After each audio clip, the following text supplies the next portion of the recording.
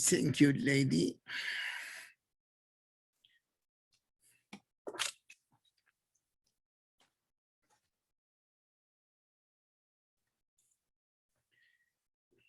Ya me voy a mostrar.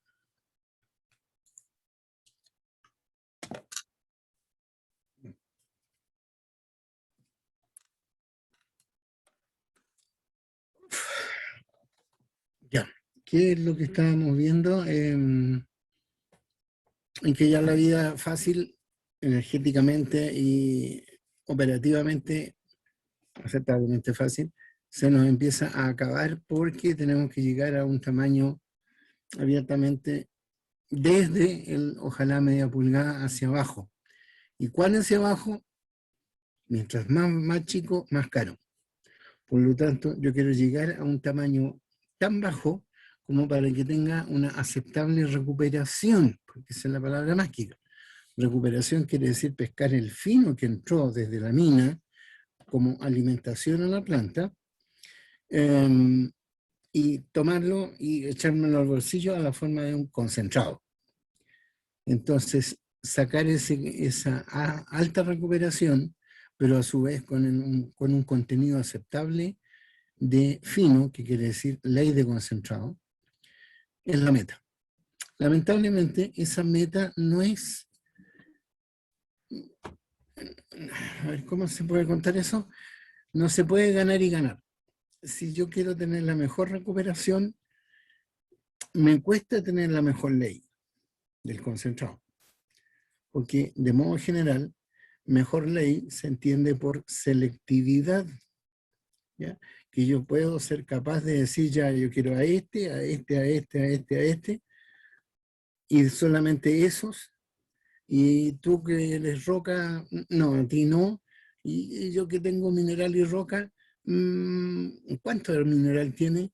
Poquito, no, entonces no, ¿ya? Entonces, de esa manera, tener ambas cosas no salen así de fácil. Por lo tanto, y además, siempre puedo tener pensado selectividad y de alguna cierta forma recuperación mientras menor sea el tamaño. Pero a menor tamaño gasto más energía. Y gastar más energía quiere decir gastar más dinero. Por lo tanto, porque es energía. Por lo tanto, yo voy a tratar de buscar un compromiso entre recuperación y ley de concentrado. Como les contaba, de modo regular, si quiero tener una recuperación sobre 80 y algo más, ojalá 90, me va a costar tener buenas leyes. Porque para lograr esa buena recuperación, en una primera etapa de flotación que se llama flotación Raffer, se escribe Roger, G-H-E-R. En gringo eso quiere decir basta, basta pero con B larga, que quiere decir poco fina, así grosera, ¿ya? En esa recuperación Raffer yo trato de flotar como concentrado, ojalá todo el material que de alguna manera tenga alguna relación con el mineral, con la catión que me interesa. Entonces, por mantener esa recuperación dentro del rango alto, yo he flotado mucha roca también. Roca que después le cambio de nombre y le digo insolubles, ¿ya? Entonces, esa cantidad de insolubles que estoy sacando en mis concentrados primarios, tengo que mejorarla, tengo que sacar esa cantidad de roca. Porque acuérdense que generalmente los procesos de concentración de sulfuro, que son los que mayoritariamente flotamos, van a un proceso pirometalúrgico. Proceso pirometalúrgico que quiere decir pescar ese concentrado, echarlo, secarlo, echarlo a un horno y en el horno fundirlo. De modo tal de que se me forman y separan dentro de ese baño de material a alta temperatura montones de cosas, pero básicamente dos fases. Una fase que son los sulfuros metálicos, que son pesados y están en la parte de abajo, y otra fase que son los silicatos, eh, y todas las otras cosas que voy a llamar prácticamente lava, o con la forma metalúrgica le voy a decir escoria. ¿Ya? Entonces, la escoria es una solución de rocas fundidas, y la parte de abajo, el eje o mata, es una solución metálica de sulfuro metálico. Por lo tanto, para llegar yo a esa separación, he tenido que gastar cantidades importantes de energía calórica, y por supuesto que no quiero que un 20% o más que eso todavía sea del concentrado, sea roca. Quiero mandar al horno, ojalá, la mayor cantidad de concentrado, de modo de sacar la mayor cantidad de metal. Si ese concentrado tiene un 25% de insoluble, bueno, malo. Quiere decir que de ese concentrado voy a tener un cuarto de masa de ese concentrado como, como escoria. Y gasté mucha energía en fundirlo. Y después voy a tener que gastar energía en, ok, lo tengo que sacar del horno, lo tengo que llevar a un contenedor, ese contenedor tiene que viajar a alguna parte, y voy a vaciar ese contenedor de escoria en alguna parte adecuada. Tengo problemas ambientales, tengo gasto. Y entonces, ya, y más encima, en esas escorias, no pocas veces, se va una cantidad aceptable de cobre que se forma, porque el cobre, que estaba originalmente finito, si es que había mucha escoria, ese cobre se va a formar una pelotita, una esferita de material sulfurado, metales sulfurados, el que sea, y, si la pelotita que se formó de concentrado fundido es chiquitita, no va a alcanzar por densidad a viajar y poder, ya aceptamos el dejo, y no va a alcanzar.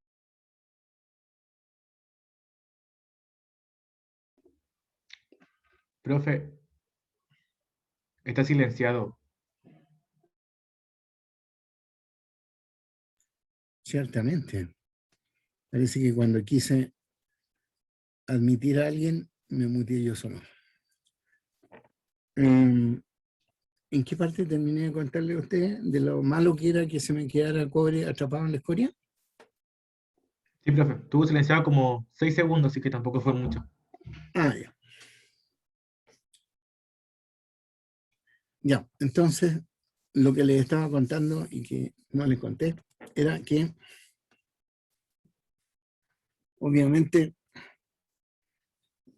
si mi concentrado tiene una alta cantidad de insolubles, voy a tener una alta cantidad de escoria que va a dificultar que pase esa pelotita de sulfuro metálico fundido al baño de sulfuro metálico fundido, y lo pierda como cobre atrapado en la escoria. Ese cobre atrapado en la escoria, cuando es una fusión incipiente, que se llama fusión de eje o mata, puede ser del orden de un 1%, lo cual no es poco, 1% de cobre, y posteriormente en procesos siguientes, cuando ya he vuelto a escorificar, pero ya teniendo cobre, no sulfuros metálicos, esa ley de esa escoria pueden ser 7% o 8%, ¿ya? Entonces esas escorias se derivan a otro lado en especial, no se juntan con las escorias primarias, de modo tal de que hoy por hoy en Chuquicamata, en Teniente, Salvador también, tiene plantas de tratamiento de escorias, en que realmente lo que entra de mineral no es mineral, no es una roca mineralizada, sino que entra escoria que contiene nódulitos, puntitos, globulitos de cobre metálico. Entonces el viejo tiene que vaciar esa escoria a un contenedor. Después de eso le tiran agua fría, escoria recién obtenida, le tiran agua fría para craquelar, para que se quiebre así, como si uno quebrara un vidrio, calentándolo y tirándolo al agua. Y después de eso, entonces, ese material hace el mismo proceso de un mineral. Entra un molino SAG, no pasa por chancado, eso sí. Entra a un molino SAG, el molino SAG lo muele finamente, lo pasan a un molino secundario que lo hace todavía más fino, y después ese cobre metálico se flota. Porque el cobre metálico como tal flota, basta ocupar reactivos de flotación adecuados o echarle sulfidizantes para que le pinte una carita de sulfuro al cobre metálico y lo haga más fácil de flotar y volverlo al circuito del mineral que venía como mineral propiamente tal. ¿Ya? Entonces, todos esos procesos, lamentablemente, tengo que inventar una nueva manera de hacerlo y en eso hemos inventado entonces, porque no hemos sido inteligentes para hacerlo, hemos inventado hasta los molinos rotatorios. Hay algunas variaciones, pero todas son lo mismo y lamentablemente equipos que pudieran ser un poco más inteligentes tienen baja capacidad, por lo tanto tampoco son mucha solución. Así que seguimos ocupando en los métodos a la antigua. Yo tengo aquí una secuencia de fotos más que todo. Voy a pedir compartir pantalla, como por ejemplo esa. Y esta que está aquí en la parte de atrás de una... ¿Están viendo mi pantalla donde hay unos No, armeros? No, profe. no. Raro, ¿eh?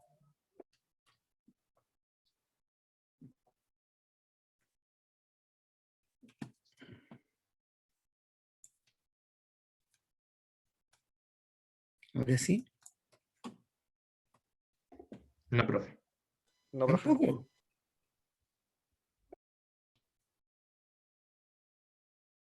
¿Y qué están viendo? Su cámara. No, usted. A mí nomás.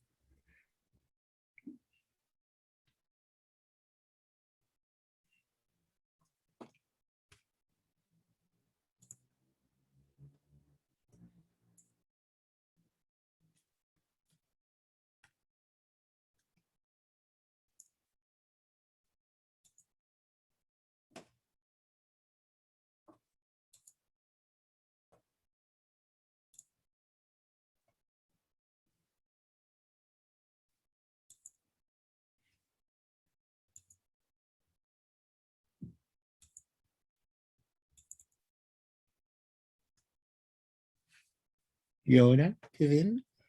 Ahora sí, profe. Sí. Sí, ahora sí, profe. Pero es que no sé qué están viendo porque me acabo de conseguir una Se ve segunda el pantalla. PowerPoint y abajo se ve el Word. ¿El Word? No, el PowerPoint. Sí, pues, abajo el PowerPoint y abajo el Word. Ah, ya, perfecto.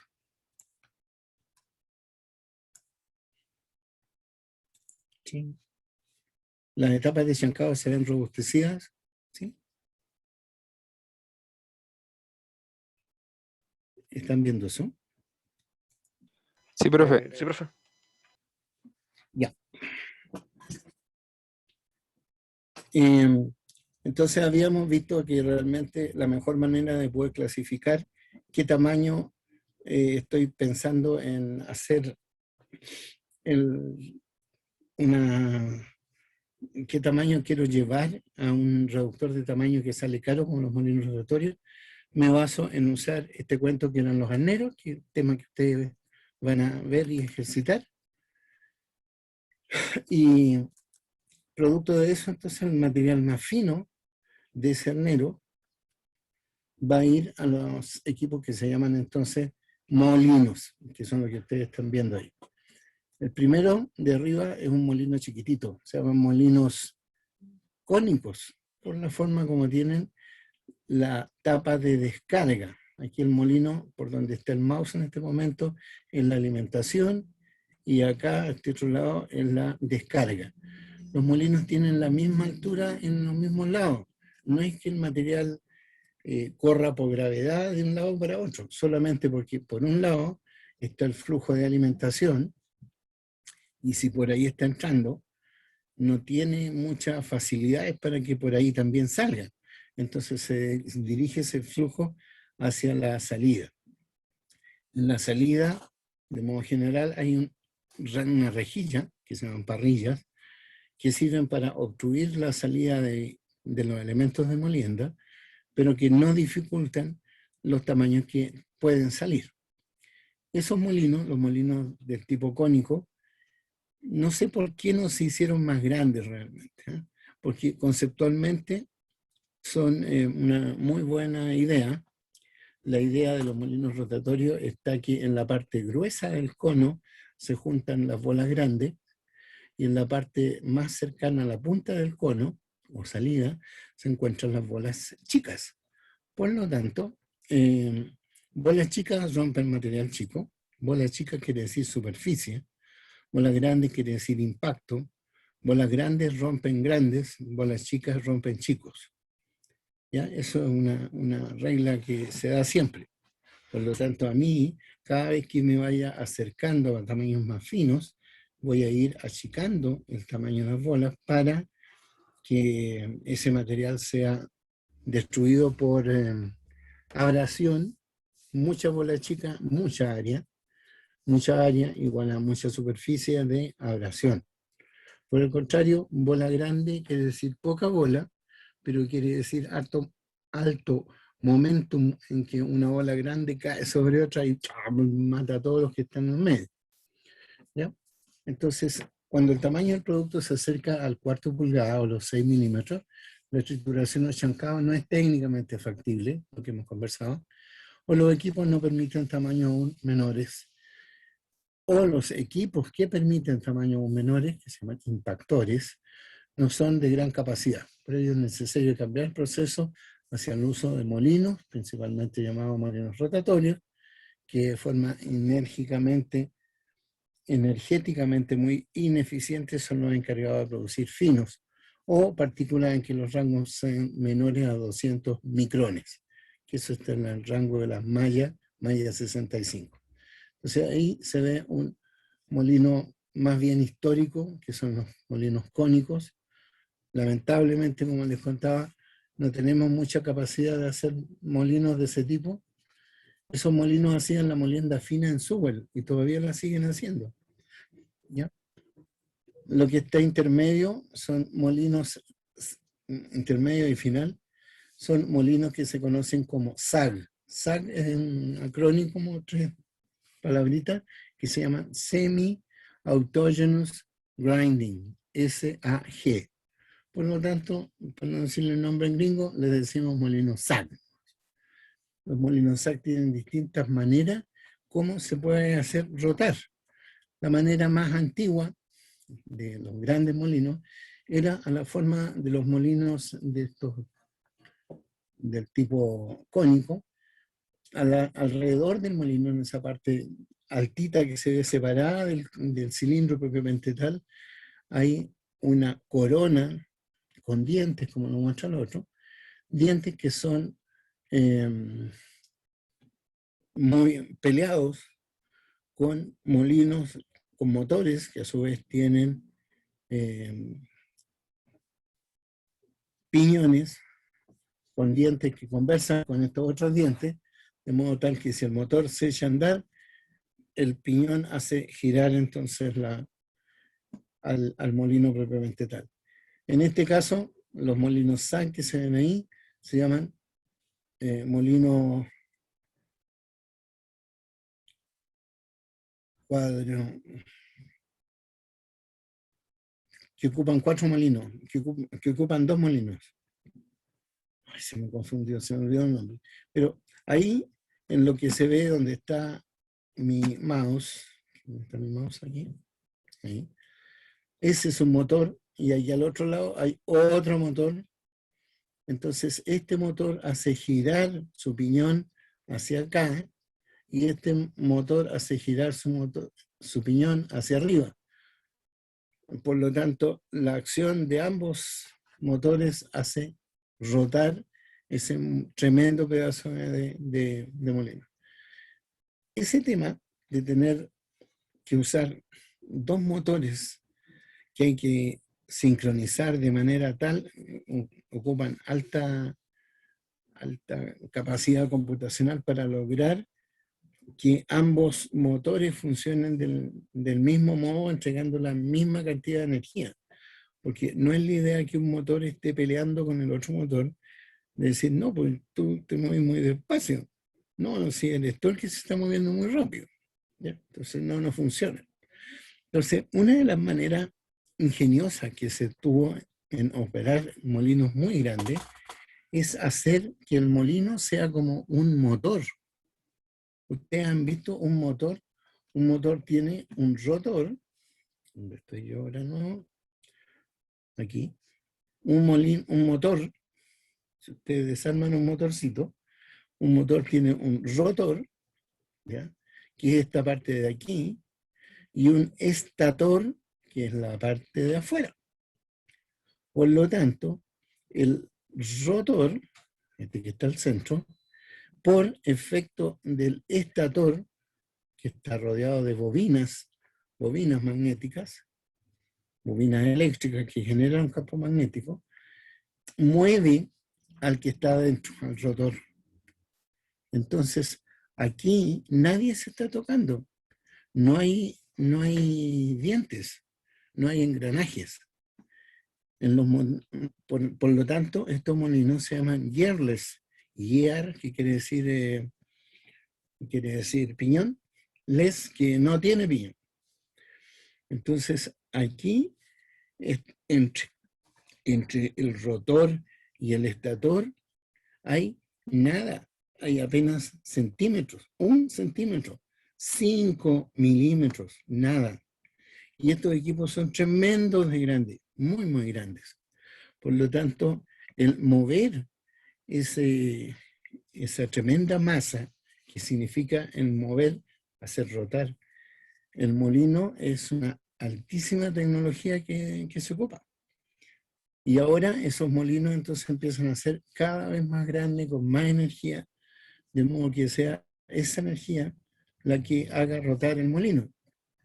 Pero básicamente, si bien somos muy pillos en hacer ese tipo de molinos, el molino conceptualmente sigue siendo tan básico como el que está ahí arriba.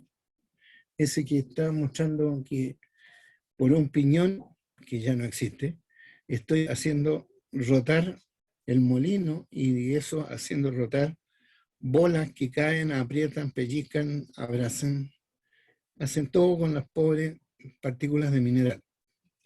O sea, hice un super concepto para aplicar un mecanismo prehistórico. Malo. ¿Ya? ¿Qué podemos meter dentro de ese molino? Básicamente tengo que meter algo que me facilite la entrega de la energía hacia energía de reducción. La entrega de la energía es simplemente poner a pelear piñones o cosas electrónicas entre sí, de modo que esa carcasa del molino rote, esté dando vueltas.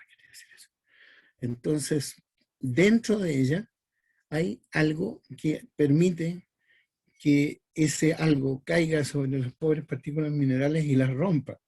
Entonces, ahí estoy ocupando algo que llamo energía de reducción, y para eso usé energía eléctrica de rotación. Lo que puede tener un motor, un molino adentro, va a depender de la alimentación y de cuán eficiente, granulométricamente hablando, esté distribuida la alimentación. Como yo les he contado,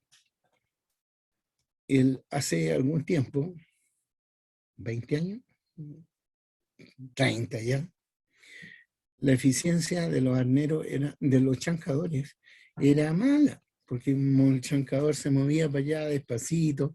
Entonces, en el rato en que no me estoy apretando con aquí adelante, se escapaban un lote de partículas gruesas, y esas partículas gruesas después iban a una molienda fina, y el molino fino no tenía idea qué hacer con eso. Entonces yo tenía que adaptar la granulometría de alimentación a los molinos de bolas con el material adecuado. ¿Y quién hacía esa tarea? Eran estos que están aquí, los molinos de barras. Ellos tenían por acción mejorar el material de la molienda de bolas cuando las operaciones de chancado llegaban con productos muy gruesos. Ahora, los molinos propiamente tal son un cilindro de acero de tipo 2 pulgadas de 5 centímetros, quiere decir eso. 2 pulgadas de espesor. Tremendo pedazo de acero. Con hoyitos. Y a través de esos hoyitos yo aperno eso que están viendo en la pantalla, que son los revestimientos, o dicho en gringo, los liners. Los liners pueden tener diferentes formas para facilitar el levante del algo pesado, ¡pum!, y que caiga sobre el mineral. Este mineral se está moliendo 95% de las veces con agua, es una pulpa de materiales. Rara vez hago molienda en seco, salvo que el proceso lo obligue. Si el proceso dice, compadre, no se le ocurre echar agua porque aquí vamos a tener una reacción química. Por lo tanto, usted no puede ocupar agua, tiene que hacerlo en seco. Caso más característico es el cemento. El cemento se obtiene por una reacción química dentro de un horno, un tremendo horno de largo, 100 metros de largo de horno, en el cual están entrando caliza, están entrando minerales de hierro, están entrando feldespato, están entrando aditivos especiales, porque los cementos se preparan según el cliente los pide. ¿Ya? Si el cliente quiere hacer un puente, necesita un tipo de cemento diferente al que quería hacer una casa de algún par de pisos nomás, otro que quería hacer un hormigón armado de 100 metros de altura. Cada uno de ellos tiene distintas propiedades mecánicas. Por lo tanto, para eso yo hago cemento a pedido. Yo soy una cementera, digamos, y hago los cementos a pedido. Entonces, dentro de ese plan, los liners son los encargados entonces de hacer que las barras, en el caso de las barras suban lo más arriba, caigan sobre el material y caigan sobre el material y vayan dándome un producto lo más homogéneo posible.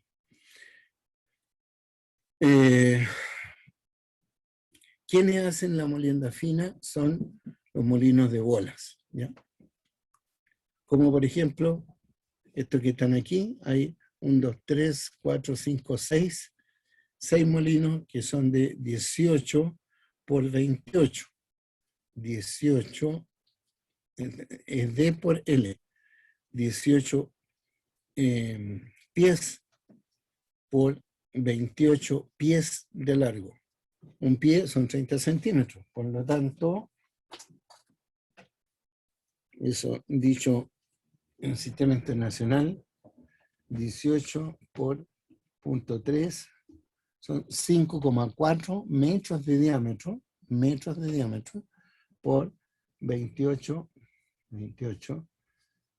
por 0.3 por 8,4 metros de largo. Y esos molinos están siendo movidos por motores de 5.500 HP de energía, de potencia. Entonces el molino recibe, ahí arriba tiene su clasificador de tamaño. Algo hemos conversado de ese tema. En este caso se van a llamar hidrociclones. Entonces el material llegó a ese hidrociclón, el hidrociclón lo clasificó, dijo, tú eres grande, tú eres fino. Los que eran finos salieron por arriba del ciclón y fueron a dar al proceso de concentración, probablemente flotación o probablemente concentración magnética, dependiendo de qué es lo que sea. Y el material que es grueso va entonces por aquí abajito, se me perdió la manito aquí, ahí, va por una tubería y entra a este molino. Este molino tiene adentro bolas, muele a todo el material y sale por aquí hay en el mismo eje por donde está dando vuelta el molino, que se llaman los machones o los trunnion, dicho en gringo. El trunnion de alimentación es la abertura en el eje de alimentación por donde entra el material. El trunnion de descarga o muñón de descarga es la abertura por donde sale la pulpa, cae una cuba, o cajón, la cuba o cajón, hay una bomba súper poderosa, se le echa más agua, rum, se tira al ciclón de nuevo y el ciclón repite el ciclo hasta que sale entonces el material suficientemente fino, dando vuelta. Como les contaba, diferentes tamaños tienen diferentes efectos dentro de los molinos. Por lo tanto, si yo quiero moler fino, voy a tener que generar una carga de bolas que esté basada en tamaño fino, en tamaños de bolas chiquititos.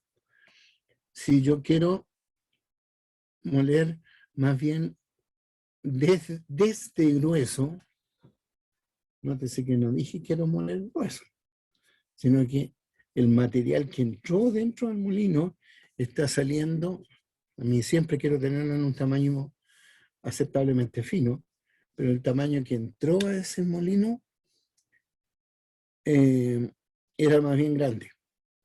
Por lo tanto, tengo que aplicar la ley de que lo grande con lo grande, y eso me va a obligar a tener entonces que una cantidad importante dentro de las bolas de ese molino sean bolas grandes. Y para eso se ha inventado que las bolas tengan, y las barras también, tengan una distribución que se llama un collar de bolas. Porque las bolas se van, y las barras, y el molino entero, se va desgastando de tanto estar dentro del molino y del mineral que entró, y el agua, y las vueltas, y la energía, y todo, todos se están desgastando, pero a una cinética distinta. Entonces, el material que entró al molino, entró en este tamaño, pero mañana va a estar de este tamaño. Y en una semana más va a estar de este tamaño. Y en 2 semanas más va a estar ya de este tamaño. Hasta que de repente, ¡pum!, sale del molino. ¿Por qué? Porque ya el flujo de material que iba saliendo lo pilló y le dijo, ¿dónde vas? No, yo... Y lo sacaron, ¿no? Y esa bola chiquitita cayó en el cajón del molino. Eso implica y obliga a que cada cierto tiempo hay que detener el proceso, eso es un par de veces en el año, y limpiar todos los cajones de los molinos, porque en ellos se va a encontrar entonces material de acero fino que ha ido quedando ahí y perdiendo capacidad ese cuento. Entonces, lo que yo les contaba, que yo dentro de ese molino voy a estar cargando diariamente, o ojalá a la más alta frecuencia, la única tamaño de bola que yo inventé, que se llama bola de recarga. Entonces, solamente esa bola de recarga, yo he estudiado cómo es su desgaste, y de esa manera sé que esa bola que eché hoy día, mañana va a ser más chica, y pasado mañana va a ser más chica, y así en el tiempo va a ir achicándose. Pero si yo echo diariamente esa bola de recarga, voy a tener un perfil de bolas que hacer desde la más grande a la más chica, a la mediana, mediana, mediana, mediana, más chica, más chica, más chica, súper chica. Entonces, esto que está aquí, que están viendo esa tabla, corresponde a la distribución de carga de bolas por medio de una bola de recarga. Por ejemplo, si ustedes tienen una alimentación a ese molino aceptablemente grande, ya en el rango de las 3/4 de pulgada, 18.000 micrones, ¿ah? Que es casi el tope en una molienda de bolas, ahí ustedes deberían entonces de estar alimentando con una bola, por ejemplo, de 4 pulgadas o de 3 pulgadas. Entonces, ¿cómo debo entender este asunto? Aquí dice, mire, si usted tiene que recargar el collar de 4, por primera vez, porque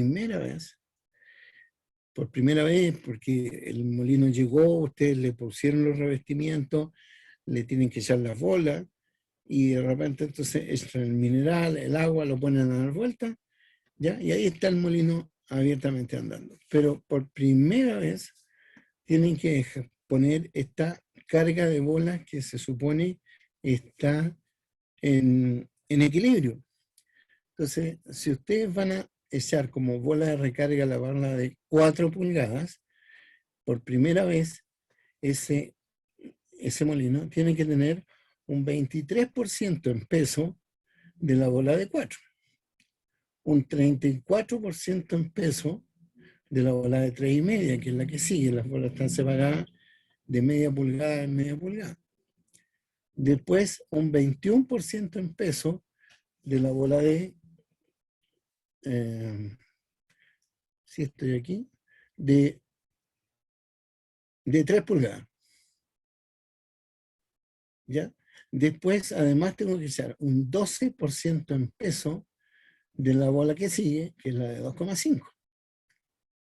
O un 2,5% de la bola más chiquitita, que es la de 1,5 pulgadas.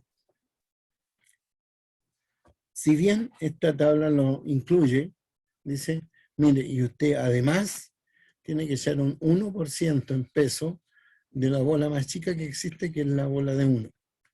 Pero en la realidad, en el mundo real,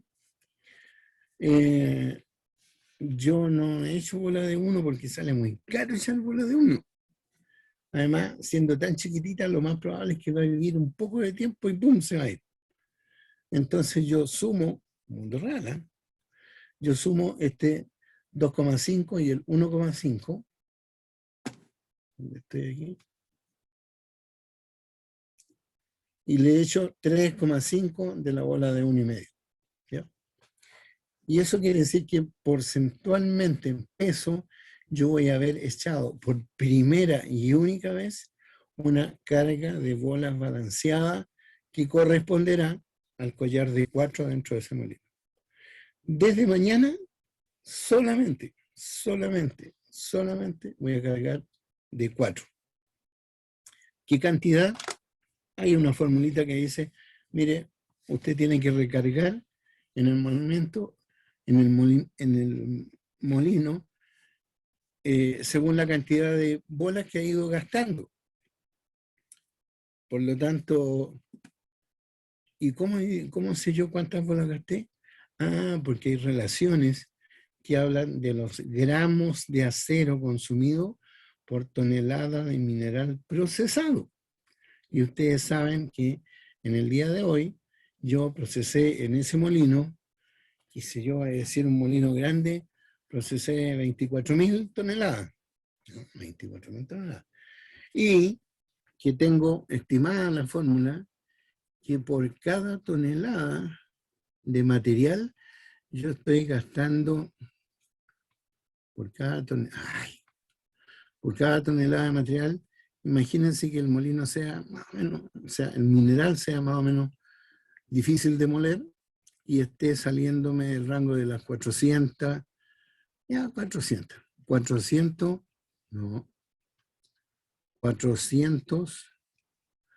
gramos de acero por tonelada. Entonces son 400 gramos por 24.000 toneladas por día. Me da una tremenda cantidad, pero yo sé que una tonelada tiene 1.000.000 de gramos.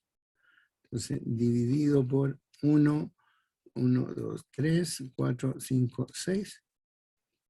Tengo que echar diariamente 9,6 toneladas de bolas. ¿De cuál? De la bola de 4, porque esa era la bola de recarga. Todos los días. Porque sé que a pesar de que la bola era así y me pareció que no se había gastado nada, en el transcurso de gastar, de poder reducir esa cantidad de material, me fui gastando a razón de 400 gramos de acero por tonelada de mineral tratado, que multiplicada por la tonelada de mineral tratado día, me dan en total no sé cuántos millones de gramos gastados que corresponden a 9,6 toneladas de acero. ¿Ya? Entonces,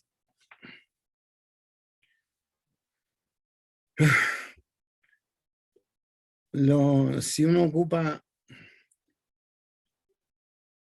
hoy por hoy, las maneras que se están ocupando para reducir de tamaño a través de molienda es tener grandes bestias que me entregan mucho material, pero a medio moler nomás, que se llaman molinos SAG, tal que ese material del molino va a moler entonces en molinos secundarios. ¿Por qué son secundarios?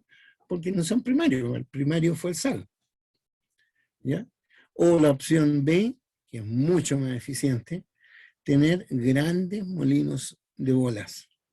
Si un molino de bola entra el material y el mismo molino a través de carga circulante obtiene un material fino, bienvenido. Esa es la idea.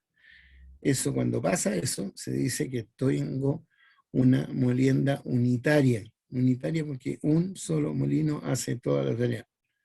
¿Qué es lo que obliga a uno y otro? El molino unitario requiere tener una planta de chancado buena. ¿Me gusta? Sí, me gusta. El molino SAG no requiere tener una planta de chancado secundario y terciario. Solo requiere tener una buena tronadura y una buena planta de chancado primario. Es una mentira lo que le estoy diciendo, ¿eh? Pero así vendieron la idea. Porque, a decir verdad, la molienda SAG llega un momento en que no logra moler un tamaño adecuado para entregárselo al molino de bolas. Me está empezando a pasar lo mismo que me pasaba con un chancado de mala calidad. ¿Te acuerdas que yo les dije, oye, lo que pasé, que hace como 30 años, las etapas de las plantas de chancado eran, comillas, de mala calidad? Quería decir que entregaban un material grueso, medio, un poco fino, de todo. Malo, porque el molino de bola realmente no le gustaba esa cosa, le gustaba que era un material, ojalá, con un spread, con una distribución de tamaño, lo más cercano a un valor medio. Y nadie le entregaba eso. Entonces, a los molinos SAG, tal como fue la definición, decían, no, compadre, si con esto usted se está ahorrando la planta de chancado secundario y terciario a la vez. Mete el primario dentro de ese molino y punto. Con el primario bien molido nomás te hace todo. Pero no, pues no era así de fácil. Y muy pronto se dan cuenta los que compraron el SAG y se dieron esa maña, que tenían que sacar el peble lo más rápido, peble eran los tamaños gruesos, sacar los tamaños gruesos del SAG lo más rápido posible, enviárselo a un chancador. Bueno, me suena conocido. Entonces tuve que poner un letrero en el diario que diga, busco terciario que necesite trabajar en planta SAG. Porque realmente el molino SAG hacía mal ese trabajo de moler a nivel terciario. Entonces se sacaba todo el material del SAG se llevaba a un molino, a un chancador terciario, y ese terciario entonces era el que alimentaba la molienda secundaria. Así que eso que aparece ahí y que tengo escrito ahí, que dice etapa de molienda SAG alimentando la molienda secundaria de bolas, es una hasta por ahí, ¿no? Porque a decir verdad, lo que va a alimentar a la molienda secundaria va a ser el fino del material molido por el SAG, más los materiales de un chancador terciario, que más encima va a trabajar en circuitos cerrados, con arnero, con de todo. Entonces, toda la planta que yo me imaginaba que no iba a tener, al muy poco tiempo la empecé a tener, empecé a inventar hacia abajo.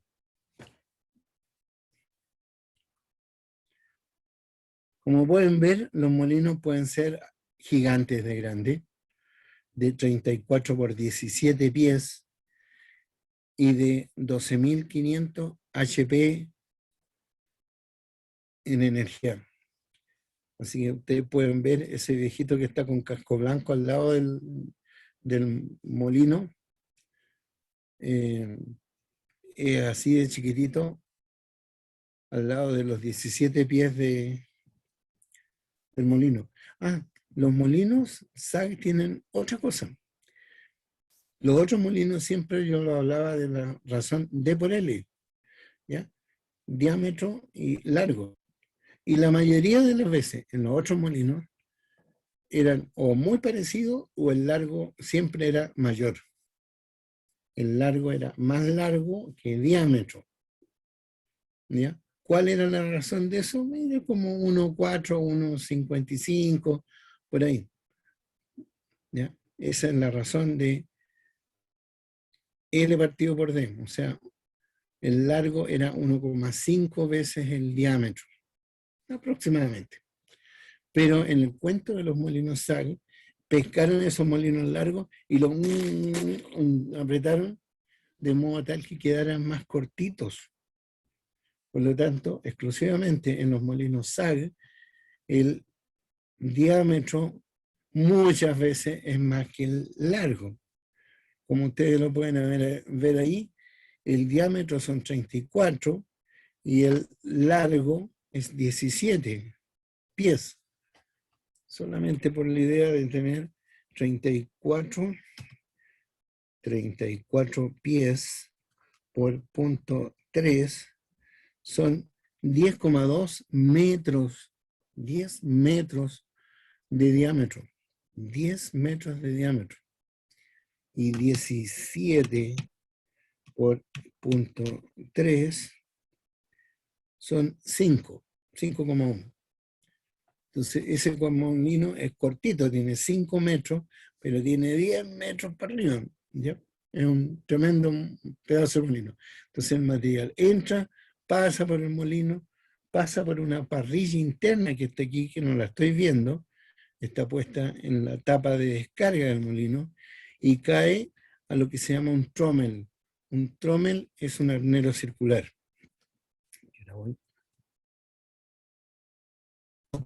¿Ya? El trommel es un arnero circular que hace llover entonces todo el material fino, y aquí en este sector hay una correa transportadora que recibe todo el material que no coló por el trommel y lo envía a una planta de chancado.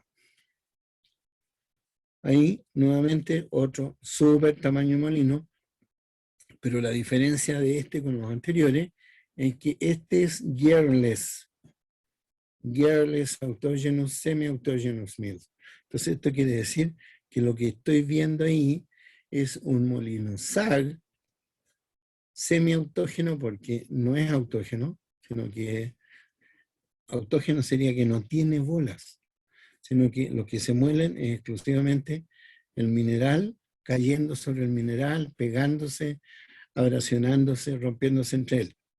Cuando el viejo se da cuenta, así nacieron, ¿eh?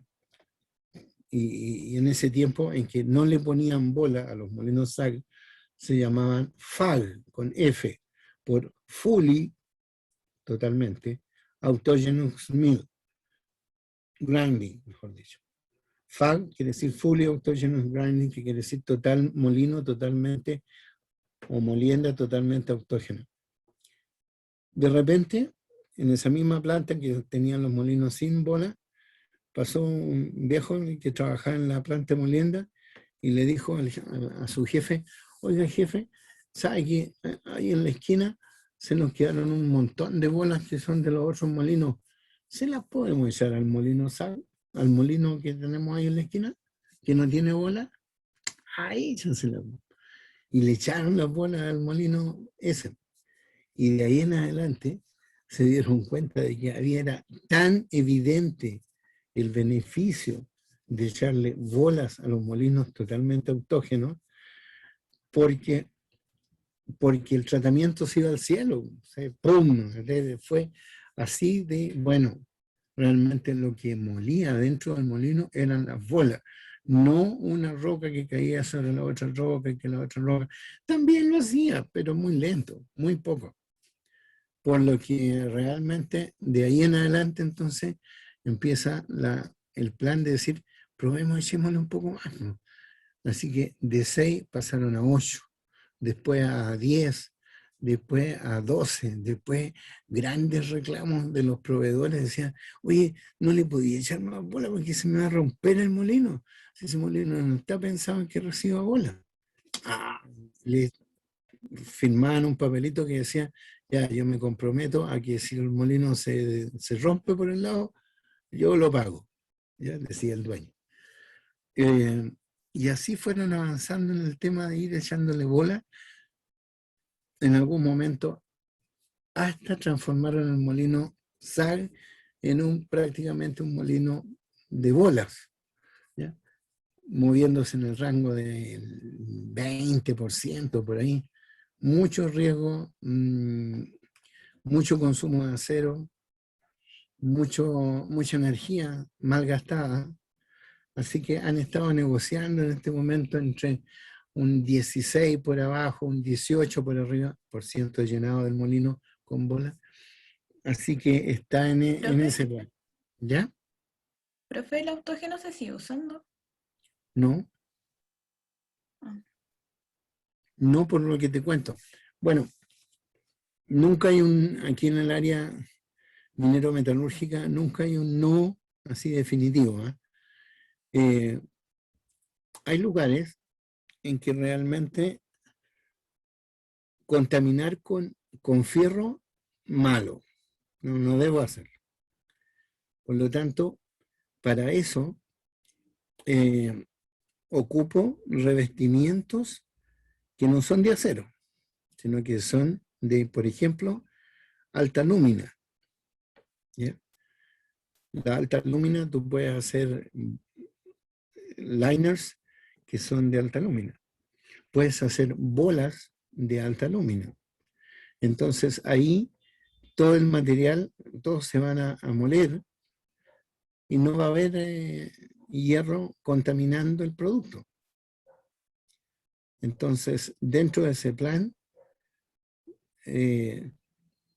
no va a ser un molino SAG el hecho de no tener bolas de acero.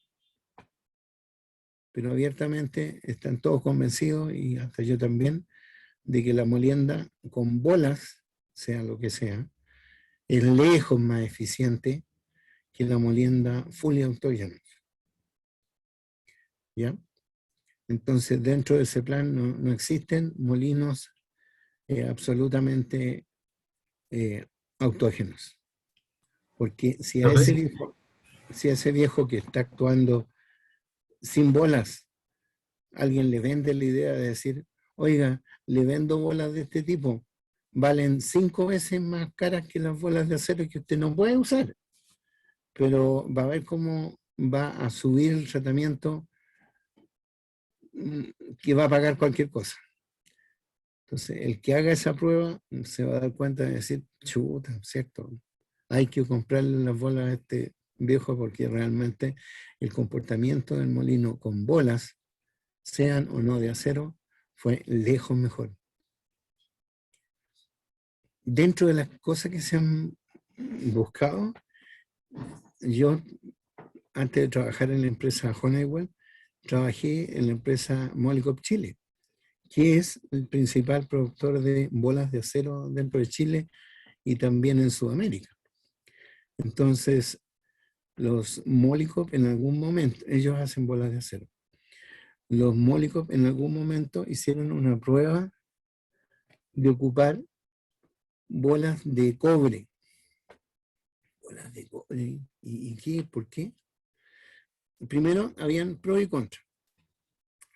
El en contra más importante era que las bolas de cobre se desgastaban muy rápidamente. Se iban haciendo láminas, se iban pelando así.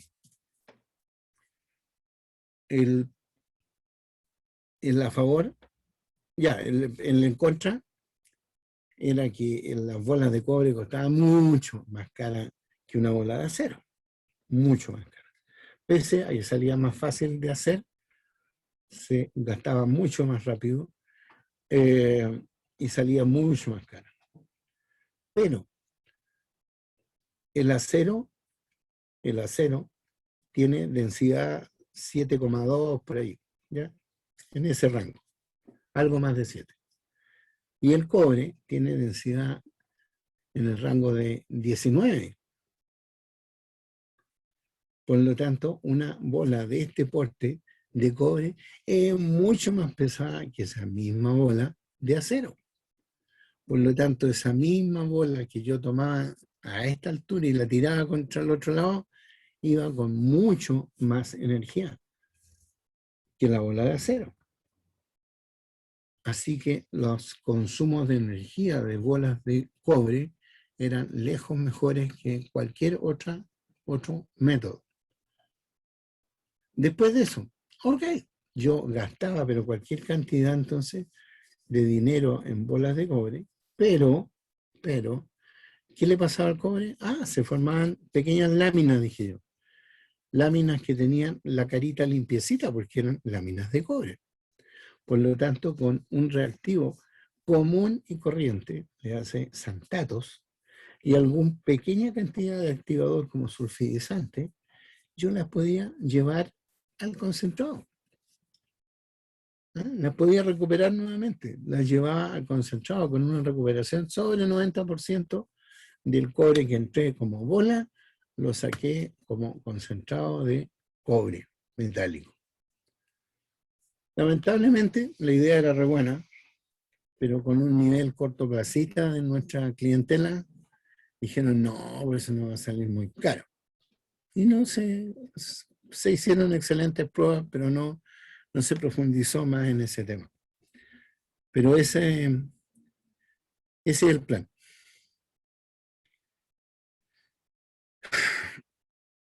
Si estoy hablando de molienda unitaria, necesito tener una planta de chancado. Por lo tanto, voy a tener chancados secundarios, terciarios, hechos de la mejor manera, alimentando a ese tipo de molinos. Los molinos, las etapas de molienda, las voy a ocupar. Depende del proceso, pero voy a estar ocupando 2 procedimientos. Circuitos que voy a llamar circuitos cerrados indirectos y circuitos cerrados inversos. Los circuitos cerrados directos, ¿ya? Es este que está aquí. Y va a depender, ¿dónde estoy? Aquí. Y va a depender de qué cantidad de finos tengan la alimentación. Acuérdense que la alimentación puede ser de distintas partes, puede ser desde la planta de chancado, bien preparado, puede ser desde un molino de barras que me entregó el material, puede ser desde un molino sal. Todos esos pueden ser alimentadores hacia un molino de bolas. Entonces, si ese alimentador de pulpa hacia el molino de bolas tiene una cantidad importante, quiere decir 30 o por ahí, % de finos, fino quiere decir el tamaño producto. Entonces tengo un 30% de tamaño producto en la alimentación. Lo que yo voy a hacer, voy a ocupar este circuito que se llama circuito inverso, este que está aquí. Este que está aquí, el que ustedes están viendo como 9,2B. Entonces, el producto del primario, le hace un molino de barras, le hace un molino SAG, le hace una buena planta de zancado, cae aquí. Aquí se le echa agua, lo pesca una bomba, la bomba lo tira a un clasificador de tamaño, en este caso está dibujado un ciclón, y el ciclón le saca el fino y tira solamente el grueso, o esperamos que sea así, el grueso al molino de bola, que lo trata de reducir de tamaño, lo tira a la cuba de nuevo, y así, hasta que aquí, tras algún tiempo, cortos tiempos, se forma una carga circulante. Carga circulante quiere decir que esto llega a un cierto estado estacionario, en que lo que está entrando por este alimentación está saliendo como producto por acá, en masa, no en granulometría, obviamente, en masa. Si entraron 100 toneladas aquí, están saliendo 100 toneladas aquí. Pero aquí pueden estar pasando lejos muchos más. ¿Ya? Puede que en este circulante esté moviéndose lo normal, 200, 300, 500% de la alimentación. Es decir, aquí están entrando 100, pero aquí están moviéndose 500 para estar saliendo 100 por acá.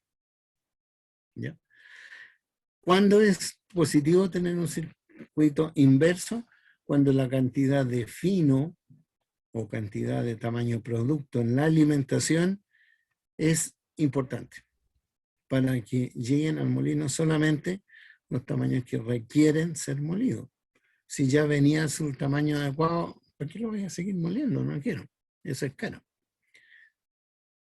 Por el otro caso está en que este molino está recibiendo una alimentación básicamente seca, ¿ya? Desde una planta de chancado, que no tiene necesariamente la cantidad de fino o tamaño de producto en este ingreso.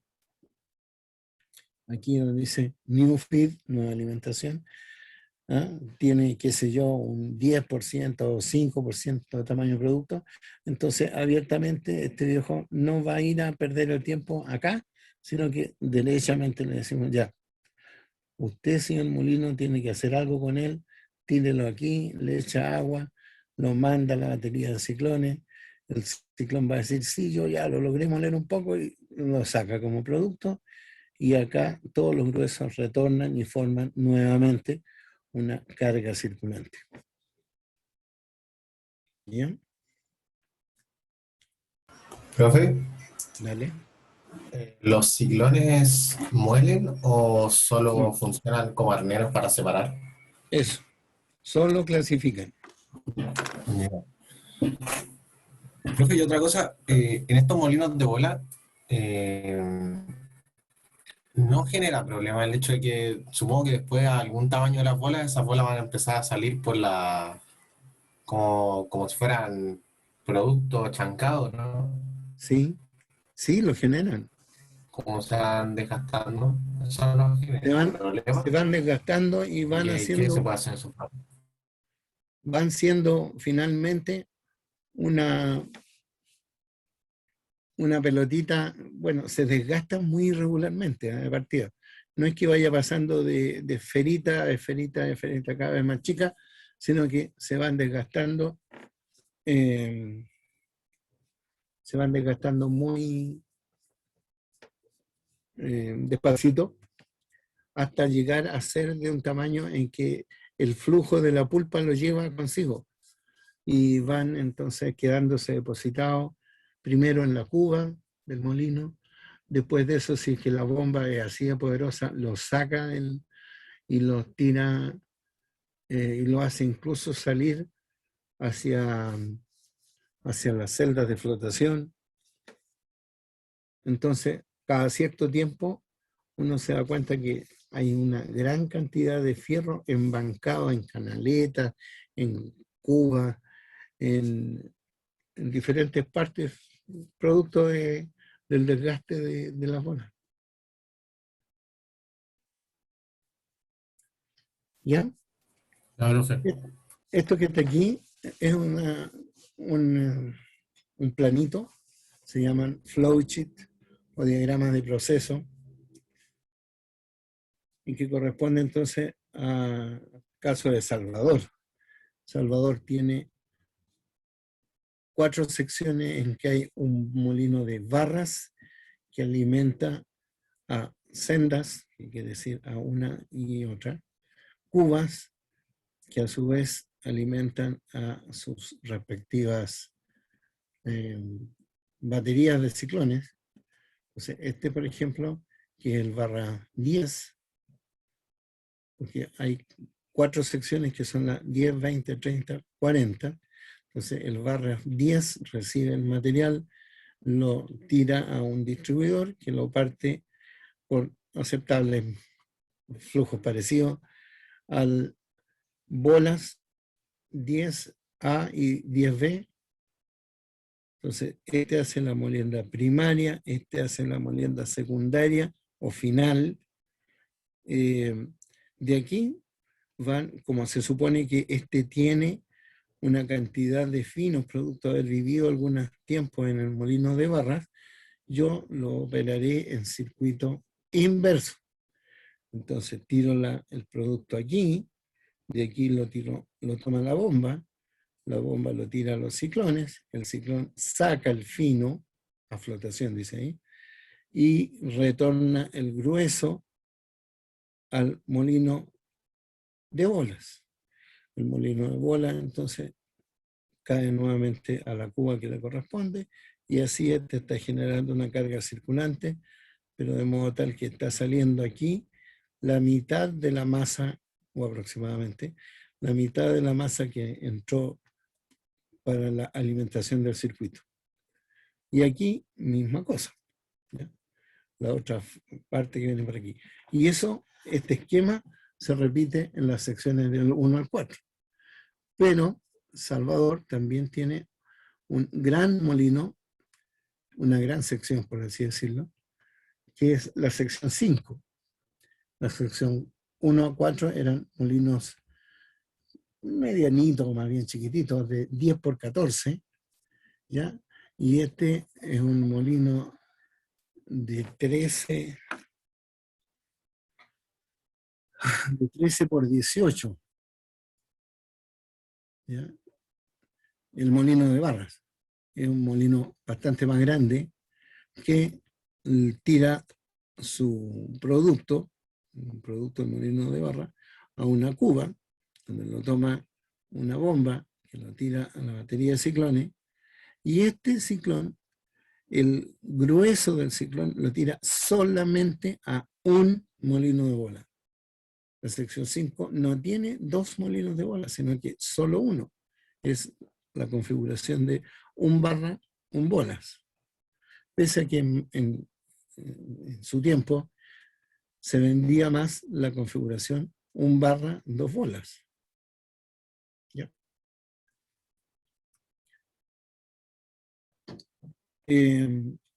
Chuquicamata, en su proceso de reducción, tiene 3 plantas, la A0, la A1, la A2. En la A1 también viene el material y entra a este que dice rod mill. Entonces, de aquí para allá. RM quiere decir rod mill, que quiere decir molino de barras. Entonces, este producto del barras cae aquí, lo toman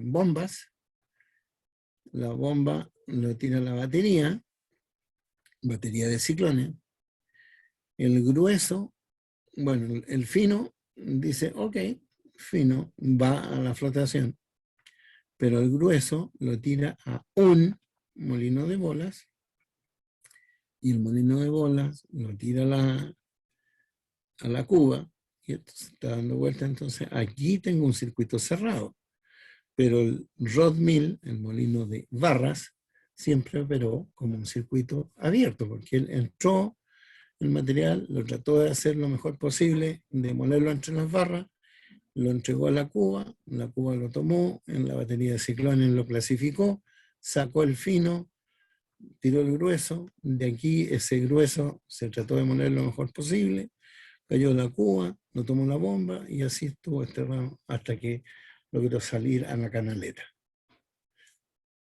Circuito también casi clásico, un barra, un bolas. División andina tiene desde todo un poco, porque tiene desde un molino unitario medianito, un molino unitario grande, tiene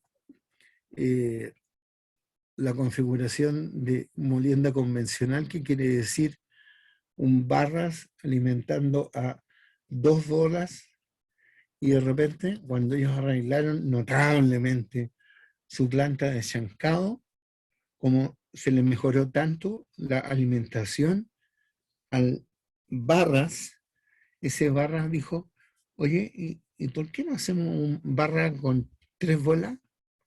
Y realmente el plan le resulta. Y Andina es un caso excepcional en que hay la configuración un barra con 3 bolas. Y después de eso, tienen un molino SAG que para mejorar las cosas le colocaron un chancador de pebles a los pebles propiamente tal, y de repente dijeron, oye, ¿y si le colocamos otro chancador en la alimentación? Y se probó y eso dio también buen resultado. Pero eso fue romper el esquema clásico y académico, que decir, oye, no, por si los molinos SAG realmente no necesitan chancados secundarios, terciarios, ni nada de eso. Pero ellos se dieron cuenta que si el SAG se alimentaba con finos, era mejor.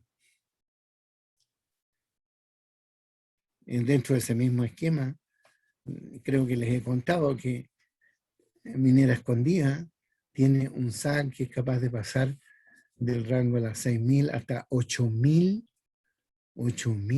toneladas por hora, alimentando a 3 de los hasta 4 posibles molinos secundarios que tienen. Y eso, esa maravilla, ¿cómo lo hacen? Porque la alimentación a ese SAG tiene sobre 90, 92, 95% de fino. ¿Ya? Así de grosero, 95% de fino. Por lo tanto, ahí el material entra en el molino y trata de salir y nadie le pregunta nada. Simplemente dice, yo conocí el SAC por dentro, pero nada más que un minuto. Así conversa el mineral de Escondida. ¿Ya? Bueno, esto que hemos estado viendo obviamente va a terminar en ustedes, así que no se preocupen en sacarle fotos o cosas por el estilo. Creo que ya estamos un poco en la hora, así que creo todo lo demás. Uy, sí, son las 20:20. Todo lo demás se los voy a chutear vía Loa, por favor, léanlo. Ustedes tienen el capítulo 1 y 8 del Kelly, por favor, también véanlo.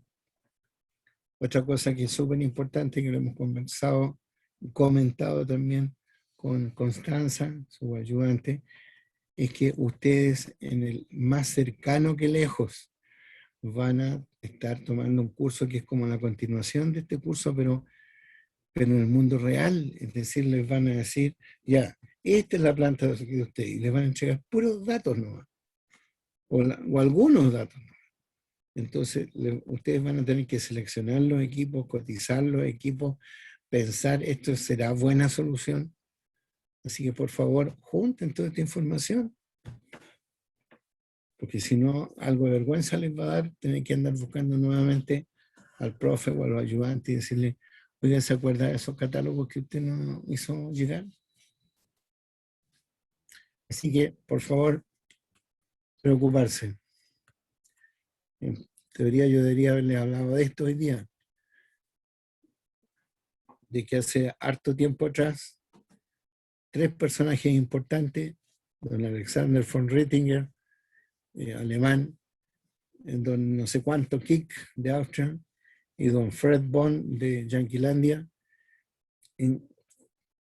razonaron maneras de poder calificar de modo matemático la cantidad de energía, o en kilowatts, que se necesitaba por cada tonelada y por cada hora para llevar desde un tamaño, probablemente mayor por supuesto, a este otro tamaño de material. Entonces, eso de poder conocer esas relaciones tamaño-energía, los primeros que nos dieron las luces fueron esos 3 caballeros que están ahí. ¿Y por qué es importante? Porque lo que cuenta este cuadrito que está al lado dice costos directos de operación.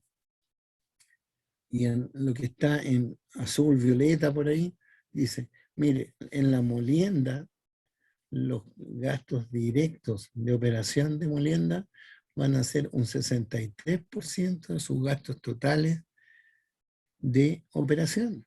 63%. 2/3 de los gastos de la concentradora van a ser en el área de reducción de tamaño molienda. ¿Ya? Así que, por favor, eso es un tema importante. Ya, bebitos. Muchas gracias por estar. Gracias a usted, profe. Que estén bien. Igualmente, cuídese. Profe, Chao, cuídense ustedes también. Profe, gracias. chao a todos, que estén bien.